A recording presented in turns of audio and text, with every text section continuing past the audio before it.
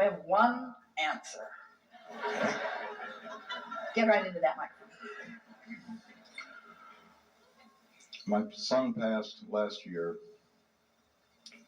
I understand more than I can explain, but it doesn't stop the triggers or the memories that take. Get into the microphone, yeah. I need to put a stop to the memories or the triggers that take my knees out from underneath me. When I remember him, and I'm trying to remember his situation as being joy and not my loss. Well, here's the reason that it's just wonderful how this dovetails with everything that we are talking about here. Because that's a perfect example, first of all, of conditions that you couldn't control. And yet conditions that in your observation of them cause a chaotic emotional response in you. And so it's beneficial when things that you can't control happen and you still want to feel good, because then and only then do most people find a way of understanding what they always wanted to understand anyway. As long as there's one more thing you think you can do to fix a condition, you'll usually do that before you will find alignment with who you are. It's all right to be in your physical bodies and to be so enamored with the conditions that surround you. Humans just want to do stuff. They just want to fix stuff. They just want to control stuff. But this business of needing to control the conditions, if I look at that condition and I feel good, and then I look at that condition and I feel bad, and both conditions are in my experience, then as a human, I want to control that condition. I want to change that condition so that I can have a good feeling response to it. But you can't change the condition so that you can have a good feeling response to it. And so then religious leaders and spiritual leaders talk to you about unconditional love, and you misunderstand it because you think that what it means is just tolerate the condition, just try to find a way to live with the condition. That's sort of what you're saying. I just need to find a way to cope with this, to live with this. And what we want you to understand is that it's not about coping with it.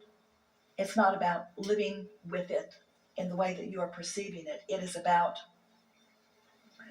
understanding that negative emotion every time. And the stronger the better, really, to understand this. But negative emotion every time means simply this. You're looking at it in a way that the source within you is not. Your opinion, here and now, in that pain, is really off the track of the way source is looking at it. So think about the way most people look at the death experience. You said he passed. Well, he passed where? He didn't go anywhere. And yet that's the way it looks when you're in your physical body, because the physical body's not there. It's not walking around. It's not talking to you in the way that you are accustomed to. So you come to the conclusion he's gone. And when you come to the conclusion that he's gone when he's not gone, that's discordant, you see. When you come to the conclusion that something went wrong when from broader perspective nothing went wrong, that's discordant. No, it was perfect. His passing was... So we like to talk about what humans call death in this way. First, we'd like you to understand that you were source energy before you came into this physical body, and that larger part of you remains source energy. And that once you're here in this physical body, when you reemerge back into non-physical, you reemerge back into non-physical. In other words, that larger part of you never goes away. In other words, that larger part of you just continues to evolve. So when someone that you love, someone that you know, makes their transition into non-physical, they're actually more aware of what you are about here and now than they ever were when they were here in your physical body. The relationship that you had with your son or that you have with one another is about this physical stuff, and most of it, we love you so much, is about the conditions that you are sharing with one another. But the true relationships that you are having with one another are those vibrational relationships. It's that soul-to-soul relationship. That's who you really are. So when someone makes their transition into non-physical and you are aware of them, do you know that every thought that you think, those non-physical friends like your son are there having a thought about what you're thinking about while you're having the thought that you're thinking? Did you know that? They're having the thought about what you're thinking about while you're having the thought about what you're thinking about.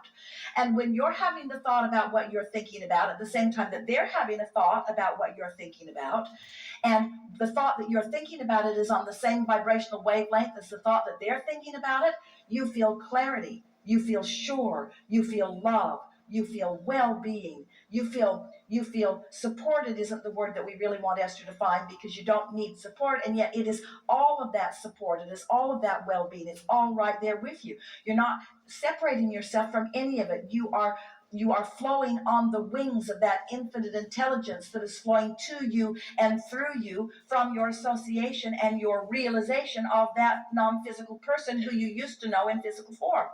But when you feel sad, when you feel anguish, when it's a memory that just makes you long for them, you're thinking about it in a way so different than they're thinking about it. And primarily because, lots of reasons, but primarily because all of us who are non-physically focused, which includes everyone you've ever known who's ever been physically focused, all of us who are non-physically focused are interested in right here, right now, not yesterday and not tomorrow. Here and now, where the junction between you and you happens, you see.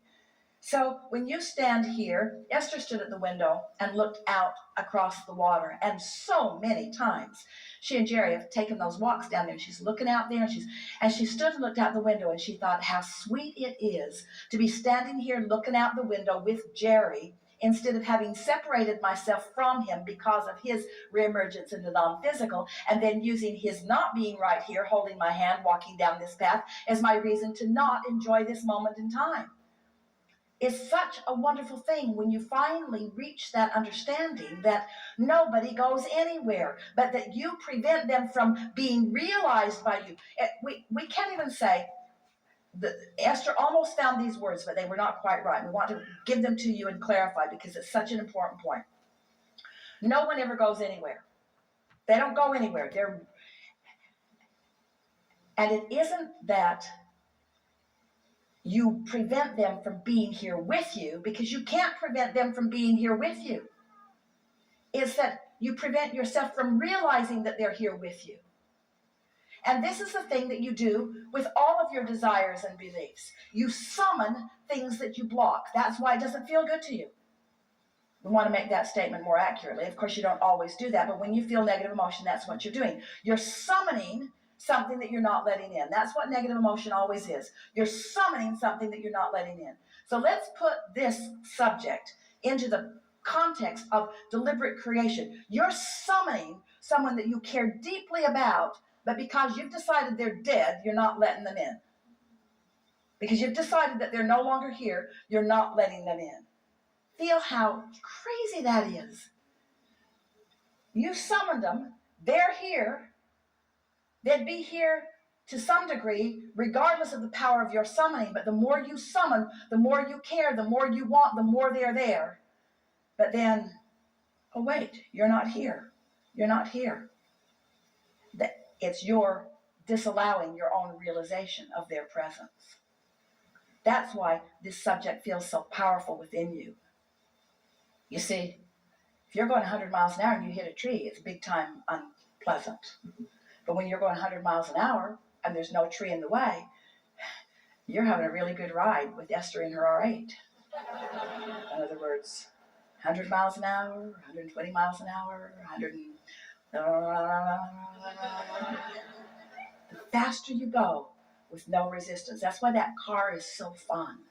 It is engineered with so little resistance. It's like gravity doesn't matter, inertia doesn't matter, nothing matters.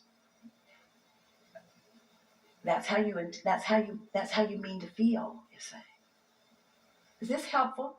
Yes. You never go anywhere. And when you I know that. when you begin, you know that, To but feel it. It's the speak. to know it and to feel it is the contradiction I have. Well, you don't know it if you're not feeling it. In other words, blah blah blah blah blah blah blah blah blah blah blah blah blah. Okay. So what you want to do, you'll know it when does your logic tell you that you are eternal beings? Logically. Your logic tells you that. Esther logically knows. You see, Esther's been receiving Abraham for all of these years. She wasn't prepared for Jerry to take off like that. In other words, that was just, she was so mad at him. She just thought that was just so unnecessary and really not very thoughtful. But now she realizes that he didn't go anywhere, and that the knowledge that he holds and the beingness that he is, that she still has access to in a keener way than she ever did while he was physically focused. So there's no downside to it, to Esther anymore. There's no downside. Really, can there be any downside to being eternal? No. Can there be any downside to being source energy, love? Is there any downside? Is there any true downside to being eternal beings? Is there any downside to being still here focused in your physical body while so many that you are interacting with are non-physically focused? Is there any downside to any of this other than the conditions that you place that you can't control that make you feel powerless? You're getting to get a sense of what we're talking about? It's only the way you twist it in your mind that makes you feel unpleasant about it, you see. Esther first noticed it because Jerry and Esther were together all the time. All the time, all the time, all the time, all the time. Anyone looking at their relationship from the outside would have to call it dysfunctional because they were together all the time. They were like the left hand and the right hand. Literally, he was left-handed, she was right-handed. They ate off the same plate a lot of the time. They were together all the time. So when Esther began doing some of the editing and the planning of the schedule and doing some of the things that she and Jerry had done together, or even things that only Jerry had been doing, when Esther began doing those, in the very early stages of that, she felt such absence of him because she so trusted his ability and he was so actively involved. And so now that he was not there with his hands and with his beingness being actively involved, for a little while Esther really felt the absence of him. It was not fun for her. But after a little while, because of her understanding of her relationship with Abraham, and because of some things that began happening as she would get into a very strong place of asking, and then something would happen that she knew could not be explained in any other way than that Jerry was involved in her moment, in this moment, and was answering her in that way. Once Esther began to remember what she already knew, as you say, and began to accept the always presence of Jerry, she began to notice that it was really satisfying to edit a recording with Jerry in her being editing with her. In other words, talk about streamlined. Talk about communication that is seamless. Talk about understanding things that formerly he would have had to explain to her. She remembered the day that she had the pool replastered, and she knew what to ask about the process, that she shouldn't know what to ask about the process. She knew how many gallons of water the pool held, and she's certain she'd never known that. She knew what kind of plaster she wanted. She knew how much water was in the big tank that the windmill draws up. She knew how to drain the pool. She knew that there must be a valve that took the water out into the pasture so that it wasn't going to flood the driveway of the property. She knew things that she has not discussed with Jerry. She knew things that Jerry knew, real time, in this moment. So we say that to you, not just about Jerry, you have access to him, not just about Abraham, you have access to Abraham, not just about your grandmother or your grandfather or your parent or your child or your friend. You have infinite intelligence flowing to you and through you on any subject that is important to you. Every bit of information